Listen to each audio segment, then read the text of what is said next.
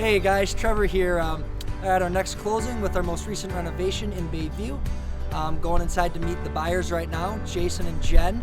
This is actually their first time buying a home, and this was the first home they ever saw. They loved it so much they just had to have it. We're going in right now to meet them. Come on in.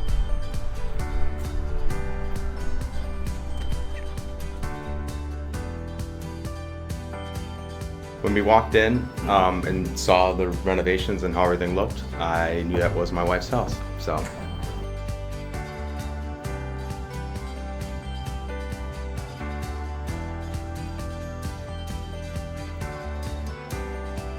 I think we liked how it was totally renovated. We loved the basement, the finished basement. We can have people over, have parties in the basement. We loved the yard, that it had 4 bedrooms. Basically that it just looked totally ready to go. We didn't have to do anything with it.